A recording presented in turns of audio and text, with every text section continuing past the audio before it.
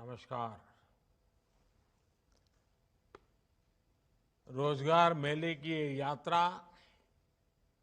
इस महीने एक महत्वपूर्ण पड़ाव पर पहुंची है। पिछले वर्ष अक्टूबर महीने में ही रोजगार मेले की शुरुआत हुई थी। तब से निरंतर केंद्र और एनडीए शासित भाजपा शासित राज्यों में रोजगार मेले का आयोजन लगातार किया जा रहा है, बार बार किया जा रहा है। अब तक लाखों युवाओं को सरकारी नौकरी के नियुक्ति पत्र दिए जा चुके हैं। आज भी 50,000 से ज्यादा युवाओं को सरकारी नौकरी दी गई है। दिवाली में अभी कुछ ही समय बाकी है, लेकिन नियुक्ति पत्र पाने वाले 50,000 युवाओं के परिवार के लिए ये मौका दिवाली से जरा भी कम नहीं है। आप सभी ने कड़ी मेहनत से ये मुकाम हासिल किया है। इसके लिए आप सभी मेरे नौजवान साथी, विशेषकर हमारी बेटियां, बहुत बहुत बधाई के पात्र हैं। आपके परिवार को विशेष रूप से मेरी तरफ से बहुत बहुत शुभकामनाएं। साथियों, देश के अलग अलग राज्यों और केंद्र शासित प्रदेशों में आयोजित होने वाले रोजगार मेले युवाओं के प्रति हमारे कमिटमेंट का प्रमाण है। हमारी सरकार युवाओं के भविष्य को ध्यान में रखकर मिशन मोड में काम कर रही है। हम न सिर्फ रोजगार दे रहे हैं, बल्कि पूरे सिस्टम को पारदर्शी भी बनाए हुए हैं, जिससे नियुक्ति प्रक्रिया पर युवाओं का भरोसा बना हुआ है। हमने भर्ती प्रक्रिया को न सिर्फ स्ट्रीमलाइन किया है, बल्कि कुछ परीक्षाओं को रिस्ट्रक्चर भी किया है। स्टाफ सिलेक्शन कमीशन की रिक्रूटमेंट साइकिल में जो समय लगता था, वो लगने वाला समय अब करीब करीब आधा हो गया है। यानी सर्कुलर पत्र जारी होने से लेकर नियुक्ति पत्र देने तक के समय को काफी कम कर दिया है। इससे युवाओं के समय की बड़ी बचत हुई है। युवाओं के हित में सरकार ने एक और महत्वपूर्ण बदलाव किया है। एसएससी के कुछ परीक्षाओं को हिंदी, इंग्लिश और 13 क्षेत्रीय भाषाओं में लेना शुरू कर दिया है। इससे बड़ी संख्या में उन युवाओं को नौकरी के लिए आवेदन करने का अवसर मिल रहा है, जिनके रास्ते में भाषा की दीवार खड़ी थी। साथियों, आज भारत जिस दिशा में आगे बढ़ रहा है, जिस तेजी से आगे बढ़ रहा है उससे हर सेक्टर में रोजगार के नए अवसर तैयार हो रहे हैं। आपने देखा होगा कुछ ही दिन पहले गुजरात के धोरडो गांव को, आपको पता होगा धोरडो कच्छ जिले में पाकिस्तान की सीमा पर का गांव है। इस धोरडो गांव को यूनाइटेड नेशंस ने बेस्ट टूरिज्म विलेज के रूप में सम्मानित किया है। इससे पहले कर्नाटका के होयसला मंदिरों और पश्चिम बंगाल के शांति निकेतन को वर्ल्ड हेरिटेज साइट की पहचान मिली है। आप कल्पना कर सकते हैं कि इससे यहां पर्यटन की संभावना और अर्थव्यवस्था के विस्तार की संभावना कितनी बढ़ गई है। पहले पर्यटन बढ़ने का सीधा मतलब है कि वहां रोजगार के नए अवसर तेजी से बढ़ेंगे, जिसका फायदा ये टूरिज्म का ही तो परिणाम है, जिसका फायदा आसपास के होटल, छोटे छोटे दुकानदार, बस चलाने वाले, टैक्सी चलाने वाले, ऑटो रिक्शा चलाने वाले, इवन टूरिस्ट गाइड के काम करने वाले, हर किसी को लाभ होता है। ऐसे ही स्पोर्ट्स क्षेत्र, ये ऐसे सेक्टर भी हैं जो रोजगार के नए अवसर तैयार कर रहे हैं। नेशनल इंटरनेशनल खेलों में हमारे खिलाड़ी ऐतिहासिक प्रदर्शन कर रहे हैं। ये उपलब्धियां हमारे देश के स्पोर्ट्स लैंडस्केप में भी बड़े बदलाव और विकास का संकेत है।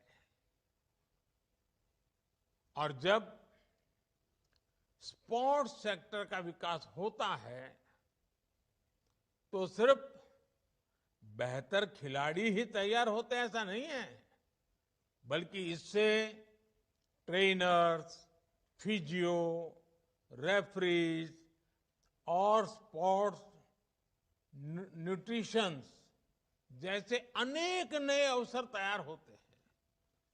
साथियों, हम रोजगार देने वाले ट्रेडिशनल सेक्टर्स को मजबूत कर रहे हैं और इसके साथ ही हम रिन्यूएबल एनर्जी, स्पेस, ऑटोमेशन और डिफेंस एक्सपोर्ट जैसे नए सेक्टर्स को प्रमोट कर रहे हैं।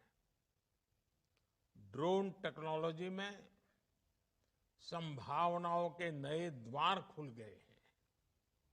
आज किसान ड्रोन्स का क्रॉप असेसमेंट और न्यूट्रिएंट के छिड़काव में उपयोग धीरे धीरे बहुत बढ़ रहा है। स्वामित्व योजना के तहत ड्रोन्स का लैंड मैपिंग में उपयोग हो रहा है। आपने कुछ दिन पहले एक वीडियो देखा होगा। हिमाचल प्रदेश के लाहौल स्पीति में आईसीएमआर ने ड्रोन की मदद से एक जगह से दूसरी जगह दवा पहुंचाई। इस काम में पहले 2 घंटे का समय लगता था, लेकिन ड्रोन की मदद से ये 20, 25, 30 मिनट में ही, उससे भी कम समय में काम हो गया। ड्रोन्स ने बड़ी संख्या में स्टार्टअप्स को भी बढ़ावा दिया है। इस क्षेत्र में हो रहे निवेश से युवाओं को नए तरह के ड्रोन्स की डिजाइनिंग में मदद मिल रही है।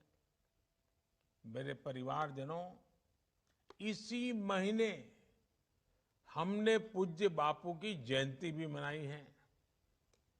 गांधी जी ने चरखे को स्वदेशी और कर्मयोग के एक शक्तिशाली प्रतीक के रूप में इस्तेमाल किया। जो खादी अपनी चमक खो चुकी थी, उसकी चमक भी अब वापस लौट आई है।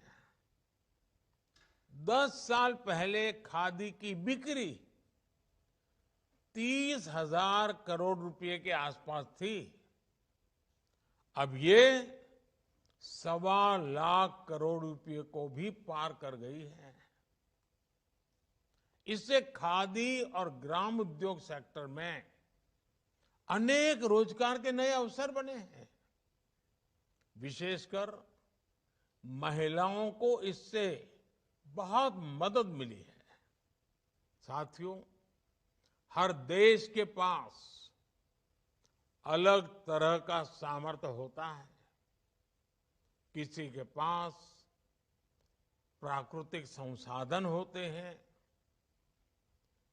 कोई खनिज से संपन्न होता है, तो किसी के पास लंबे समुद्र तट की ताकत होती है। लेकिन इस सामर्थ्य का उपयोग करने के लिए जिस सबसे बड़ी ताकत की आवश्यकता होती है, वो होती है हमारी युवा शक्ति। युवा शक्ति जितनी ज्यादा मजबूत होगी, देश उतना ज्यादा विकास करेगा। आज भारत अपने युवाओं को स्किलिंग और एजुकेशन के द्वारा नए अवसरों का लाभ उठाने के लिए तैयार कर रहा है। भविष्य की आधुनिक जरूरतों को देखते हुए देश में आधुनिक राष्ट्रीय शिक्षा नीति लागू की जा रही है। देश में बड़ी संख्या में नए मेडिकल कॉलेज, आईआईटी, आईआईएम या ट्रिपल आईटी जैसे कौशल विकास संस्थान खोले गए हैं। करोड़ों युवाओं को प्रधानमंत्री कौशल विकास योजना के तहत ट्रेनिंग दी गई है। हमारे देश में करोड़ों कारीगर अपने पारंपरिक व्यवसायों के माध्यम से आजीविका चलाते हैं। ऐसे विश्वकर्मा कारीगरों, उनके लिए पीएम विश्वकर्मा योजना भी शुरू की गई है। आज तकनीक के दौर में सब कुछ तेजी से बदल रहा है, इसलिए हर किसी को अपने हुनर और ज्ञान को अपडेट करते रहना होगा। कोई भी नई स्किल सीखने के बाद ये बहुत जरूरी है कि उसे निरंतर अपस्किल और रीस्किल किया जाए। पीएम विश्वकर्मा योजना के तहत कारीगरों के ट्रेडिशनल स्किल्स को मॉडर्न टेक्नोलॉजी और टूल्स से जोड़ा जा रहा है। मेरे परिवारजनों, युवाओं के लिए रोजगार के अवसर तैयार करना राष्ट्र निर्माण की प्रक्रिया का महत्वपूर्ण हिस्सा है। ये विकसित भारत के लक्ष्य को हासिल करने की दिशा में एक जरूरी कदम है। सरकारी कर्मचारी के तौर पर आपको ऐसी सारी योजनाओं को आगे बढ़ाना है, उन्हें जमीन पर लागू करना है। आज आप सभी राष्ट्र निर्माण की हमारी यात्रा में महत्वपूर्ण सहयोगी बनकर के हमसे जुड़ रहे हैं। मेरा आपसे आग्रह है कि आप अपने सपनों को आज पूरा कर रहे हैं, लेकिन आप देशवासियों के सपनों की ओनरशिप ले रहे हैं। मेरा आपसे आग्रह है कि इस यात्रा को लक्ष्य तक पहुंचाने में पूरी तत्परता से आपका सक्रिय प्रोएक्टिव योगदान बहुत जरूरी है। आई गॉट पोर्टल पर महत्वपूर्ण सहयोगी बनकर के हमसे जुड़ रहे हैं। मेरा आपसे आग्रह है कि आप अपने सपनों को आज पूरा कर रहे हैं, लेकिन आप देशवासियों के सपनों की ओनरशिप ले रहे हैं। मेरा आपसे आग्रह है कि इस यात्रा को लक्ष्य तक पहुंचाने में पूरी तत्परता से आपका सक्रिय प्रोएक्टिव योगदान बहुत जरूरी है। आई गॉट पोर्टल पर आप अपना ज्ञान भी बढ़ाते चलें।